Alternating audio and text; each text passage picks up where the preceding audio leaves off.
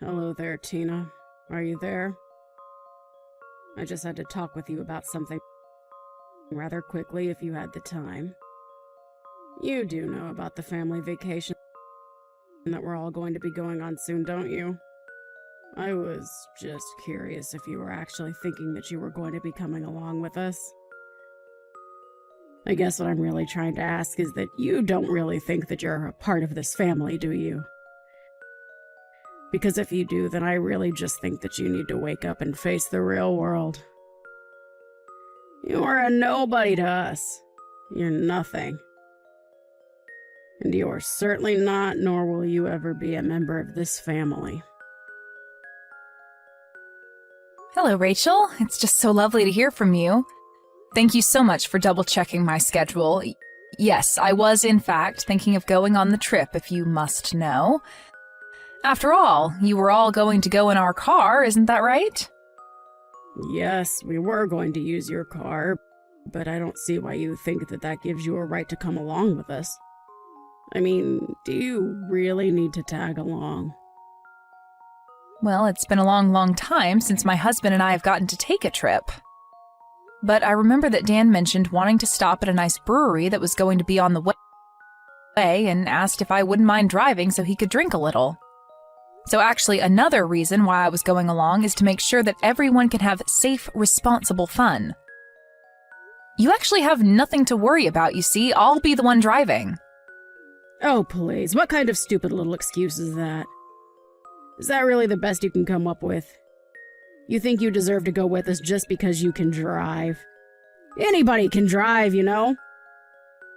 Sorry, did you even read the other messages I sent? Or did you just zero in on the bit that you didn't want to hear? Don't you get smart with me, young lady. I just want you to realize that you are not a part of our family and you never ever will be. So quit trying to force your way into this vacation when you don't even belong. Don't you understand how rude you're being? I really don't think that I'm being rude at all. If anything, you're the one trying to put me down and make me feel bad.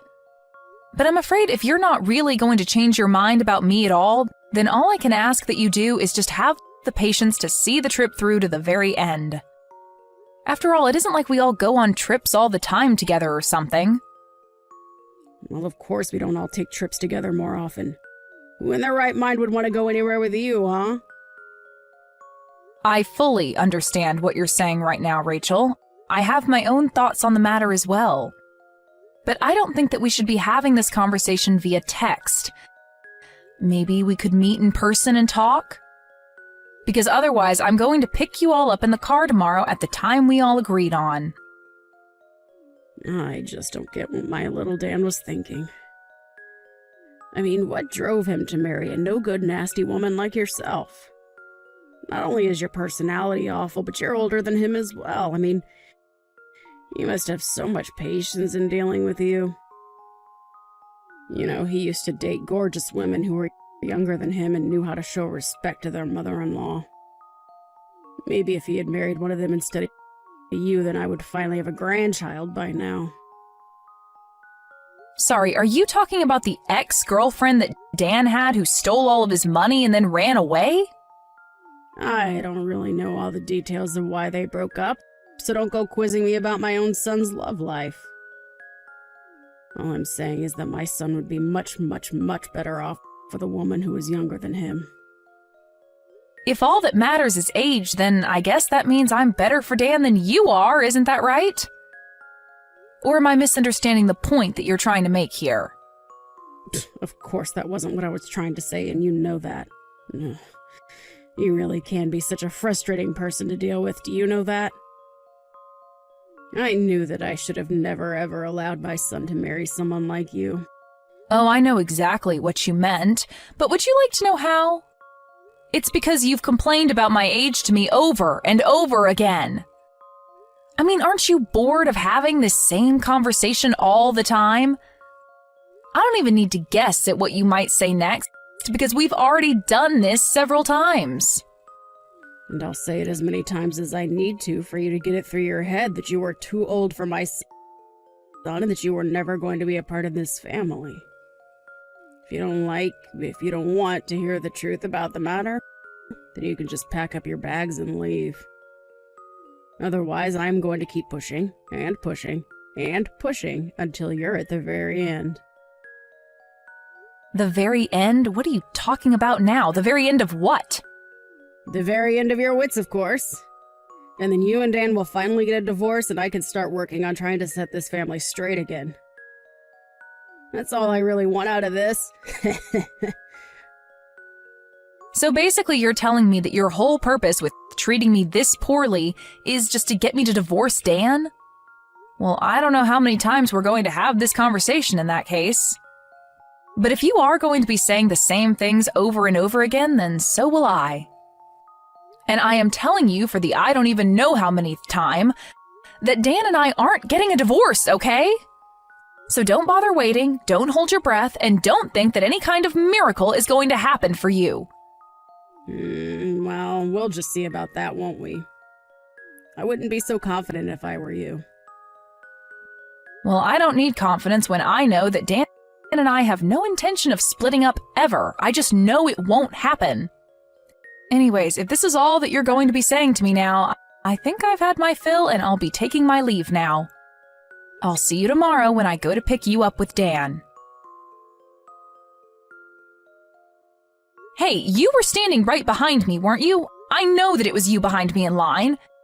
You pushed me into the bathroom and were holding the door closed so that I couldn't get out? What on earth are you talking about? I didn't do anything, dear. But I guess it was bad fortune that someone just let that big, heavy crate slide right in front of the bathroom door, trapping you in there. But at least you won't have to worry about needing to use the toilet since you're going to be stuck there for a long, long time. What is the matter with you, Rachel? Is this supposed to be some kind of prank or something? Because it isn't funny. What are you trying to pull here? Well, isn't it obvious? I was just locking you in the bathroom, that's all. I sure hope someone comes by soon to let you out of there, though. I don't get it. Why would you do this to me? I mean, Dan and I go to pick you up in the morning so that we can all enjoy going on a little vacation together, and you lock me in the bathroom? Are you really just going to try and keep me trapped here while you just drive away? Do you really think that you're going to get away with this? You've gone way too far right now. I think the only person that was taking things too far was you. I told you that you were not welcome to come on this family vacation of ours, and you just didn't listen. But now at least we'll finally be able to enjoy ourselves in peace, without you. Well, I'm so happy that you're pleased with yourself right now. But just how long do you think that happiness is going to last? Hold on a second. Why can't I get a hold of Dan? Why won't he pick up my calls? Well, that's because I told him that I'd hold on to his phone for him, of course. And then I'm going to tell him that you told me that you had an emergency come up. And I'll tell Dan all about how you had to leave early and called a taxi to come and pick you up. And then we can get on with our vacation and you can have fun waiting for someone to rescue you from the toilet. Are you kidding me? Please tell me that you're not serious about that. Have you guys already left? Did you really just abandon me here? That's right. We're on the road far, far away from you now. So your fate is out of our hands now. I just hope that someone comes along soon to let you out. Otherwise, you could be in there all night. So you're sure that it's a good idea to just leave me here then? Is that really what you want to do? Of course, that's what I want to do. What kind of question even is that? I thought I made it clear that I didn't want you coming on this trip at all. All right, then fine. Have it your way. But just don't say that I didn't warn you. I hope you both get where you need to be safely. Dana, are you there? I really have something that I need to talk to you about right now. Where are you? Please tell me. Let me guess. Things went exactly as I thought they would for you. I heard all about how maybe an hour after you left me, you got on the freeway and ended up in a huge accident. I just hope this serves to teach you a lesson about what you did. But where is everyone right now? Where are you? Where's Dan? Is Dan okay? Dan is fine, actually. You were the one who sustained the worst of the injuries. But honestly, just what were you thinking? I mean, you realized that there wasn't anybody else to drive, right? I was coming along because I would have been the only other person capable of driving. But then you just had to go and pull your little prank and put our family in danger in the process. Tell me though, was it worth it? You have no idea what you're talking about at all. I was in the car. I know how to drive. Oh, really? Do you? Because if you did know how to drive, then just how did you all end up in that accident then, huh? I mean, you're lucky that you got away with just having your hip broken. You could have lost your life. Don't you realize that? You were acting like a complete idiot, and lo and behold, something bad happened to you. What did you just call me? How dare you say that to me when I'm the one who got in an accident? I mean, sure, it had been maybe a decade since I last ever drove, but still, a car is a car and I know how to drive. I just didn't think that there'd be so many other cars. And I forgot how fast you have to go on the highway. So basically, you didn't know how to drive, is what you're saying then. In fact, is your driver's license even still valid? Or were you just driving around with an expired license? You know that means you could be arrested for what you did, don't you? Wait, what? You think that I'm going to be arrested? I mean, you were the one who was behind the wheel of the car. Who else would be liable? Dan and your husband were drinking, so they weren't going to drive, and the only sober person there was you. But you clearly don't know how to drive anymore, and you don't even have a valid license. You were driving, you caused the accident, it's your fault. But that isn't fair. It's not like I forgot how to drive. But besides, it's not my fault that I can't get a new driver's license. It's those darn people at the DMV who refuse to renew it for me. That's right, I'd almost forgotten about that. I remember you mentioned that before Dan and I were even married. You mentioned how you told me that you would never be able to renew your license again. Not only did they think you were getting too old, but you had too many strikes on your last one. But it isn't fair. They sent me to their stupid little driving school. I took all their classes and they still had the nerve to not give me a new one. Surely you must agree that this is horrible, right? I mean, who are they to tell me that I can't drive when I know that I can drive perfectly well? Am I really going to be arrested just for a little fender bender? Fender bender? Rachel, you are literally in the hospital and unable to move because of the accident that you caused. Not only that, but you could have seriously injured your son and husband. How can you be so focused on yourself when all that might have happened? Well, I guess that does make some sense when you put it that way.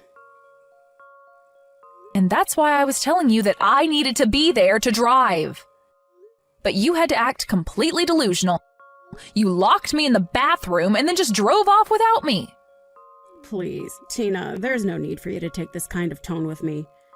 Don't you think I've already been through enough with all of this? You must know that I never ever wanted any of this to happen, right? I don't care what your intentions were. Who even gets in a car thinking that they intend to cause a crash anyways?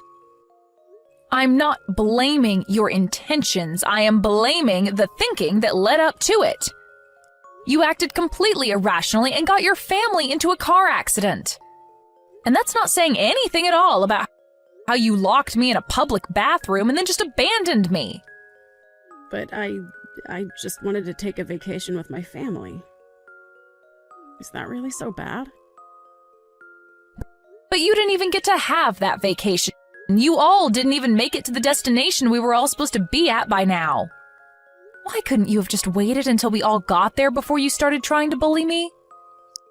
I understand that you didn't want to be around me and that you were worried that I was only going to annoy you, but surely being annoyed has got to be better than being injured.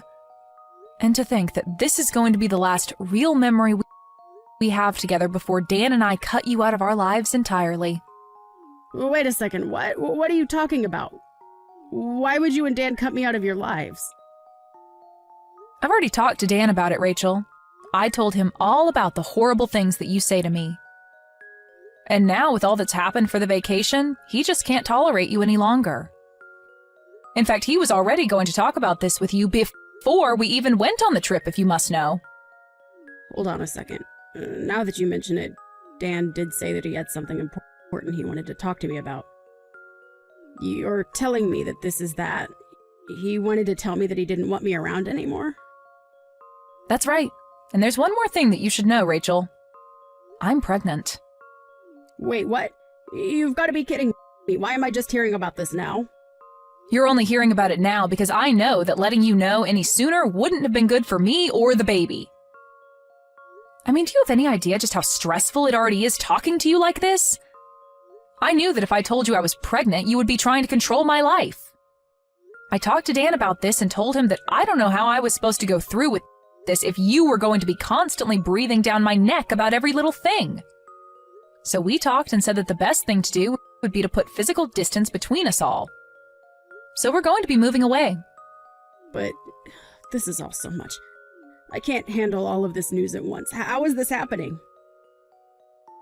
It's happening because we didn't want you to know a word of it, but now that we're about to cut you out of our lives anyways, it doesn't really matter. That, and you never even gave me a chance to speak about my life to you. You were always just interested in putting me down. But now you've gone and made a mistake that can't be undone.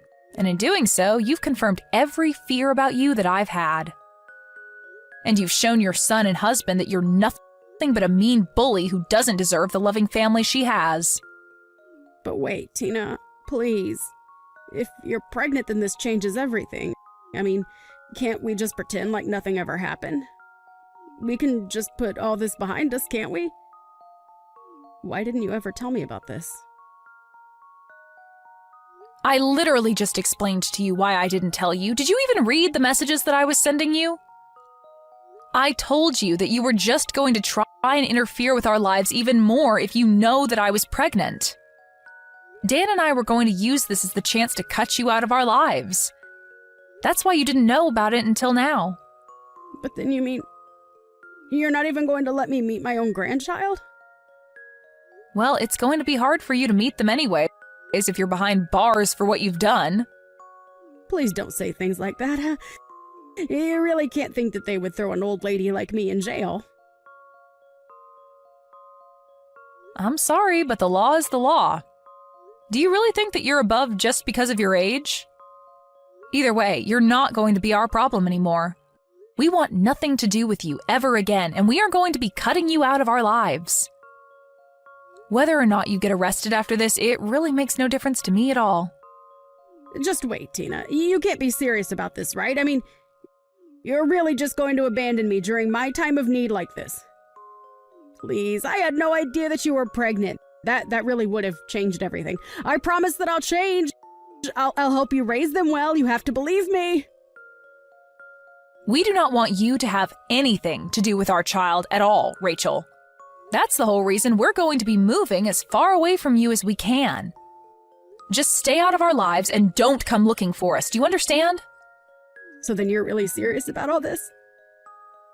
But I never even gave Dan permission to do this. You can't just leave me! I'm afraid that we've already made up our minds and we're going to be moving out. That is final. Just remember that you're the one that's going to have to explain all this to your husband. You're going to have to tell him that you were so horrible to me that you pushed me and your son away to the point that we never want to see you again. In the end, Dan and I moved away. A few months later, we heard through the grapevine that Rachel was discharged and free to go back home, but that her husband was waiting for her there with divorce papers. She was in the hospital for so long recovering that you would have thought she learned some kind of lesson, but apparently it wasn't enough for her husband. Thankfully for her, the other driver in the crash was kind enough to not press any charges on Rachel, but she was still left all alone, without her husband, son, or grandchild. I have no idea how she's getting along now. Thank you for watching. If you liked this video, please give it a thumbs up and don't forget to subscribe to see more content like this.